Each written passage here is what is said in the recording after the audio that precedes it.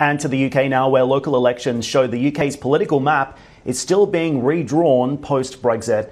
Boris Johnson's ruling Conservative Party facing significant losses, notably in London, losing control of 11 councils and almost 500 seats, as the PM continues to experience the fallout from the Partygate scandal. The Labour Party taking key London councils of Wandsworth and Westminster, but failing to win those former Northern Red strongholds in the north of England. And Sinn Féin will be the largest party in the Northern Ireland Assembly after an historic win. The former political wing of the Irish Republican Army became the first nationalist party to take the top spot, raising concerns about the future of the United Kingdom. Let's get you some analysis on this with Ben Wellings. He is Senior Lecturer, Politics and International Relations at Monash University. He joins us live from Melbourne today. And Ben, we have to begin on this significant change in the political scene that we've seen in Northern Ireland. First of all, some saying this could be the beginning of the end of the UK. Your thoughts? Well, thanks, Dan. I mean, possibly it's certainly very significant development because Sinn Fein has historically wanted to reunify Northern Ireland with the Republic of Ireland. And viewers will no doubt be aware that Northern Ireland is in the United Kingdom and the Republic of Ireland is its own independent country. So the fact that Sinn Féin has now become the largest party in the Northern Ireland Assembly and has suggested that they want to start a debate on a referendum to unite Northern Ireland with the Republic of Ireland is really significant development. I think we need to watch this in the medium term. I don't think there's any prospect of the current government agreeing to such a referendum on Irish unity. But nevertheless, it does actually set the stage for this kind of historic development in years to come. So that is its significance, and that is why a lot of commentators, including myself, are seeing this as one of the most significant outcomes of these particular elections held last week. Absolutely, Ben, and that's why investors are watching this closely as well. Significant implications potentially for the euro, for the pound, and for Brexit trading relations as well. But first of all, what do you think needs to happen for a referendum on a united Ireland to actually take place, and what does the time frame look like?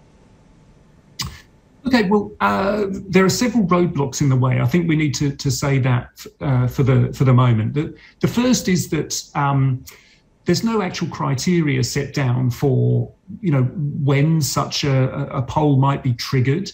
This is completely a political decision. Some of the criteria, though, that people have assumed would be in place would there would be some kind of sustained majority in polling for unifying or at least having a referendum on a united Ireland. And I don't think we've got those sustained numbers just yet. Perhaps the most important political roadblock, or there's two of them, in fact, but one of them is the role of the Unionist Democratic Unionist Party. And by Unionist, I mean predominantly Protestant voters in Northern Ireland who want to remain part of the United Kingdom. Now, there's a power sharing arrangement that operates in Northern Ireland. You have to have a nationalist party and a unionist party. The Unionist Party, which now finds itself in the minority position, would probably stall on forming any government at least till Christmas. So nothing will happen before then. And then, as I mentioned, the British government has to give its approval. And part of the so-called Good Friday Agreement, which ended the war in Northern Ireland, does sort of say that the British government has no selfish strategic interest in Northern Ireland, and that if it wanted to unify at any stage with the Republic of Ireland, it could, subject to a referendum and negotiations. But this being said, I think there would be a reluctance to open this up because by the current government, because I think it goes back to the whole kind of Brexit situation, in that the current government would not want to be seen to be the government that, through Brexit, led to the breakup of the United Kingdom. So there are several roadblocks in the way, and I think we would be talking in a kind of a 5-year time frame more than anything, rather than anything sooner than that. Indeed. And Ben, when you look at the results more broadly, the Conservatives have lost almost 500 seats across the UK. The Lib Dems gained the most seats. Labor gained control of the most councils. What do you think all of this says about Boris Johnson's current grip on power? And secondly, public sentiment towards Keir Starmer at the moment? Yeah, really important questions, Dan. I think that the centrist Liberal Democrat Party's gaining suggests that Johnson is losing support amongst moderate Conservatives in the south of England. So you might remember there was a lot of emphasis at the 2019 general election that a lot of Labour voters either didn't vote at all or switched their votes from Labour to Conservative as a result of Brexit or in order to get Brexit done.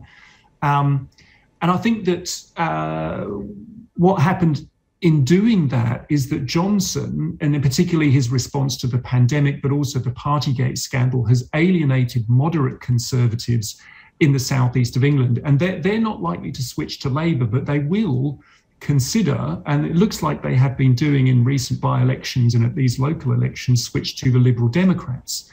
And that will hurt the Conservatives, because if the Conservative vote fractures like this, or if Conservative voters simply don't turn up to vote at the next general election, then that 80-seat majority doesn't look quite as big as it did back in 2019.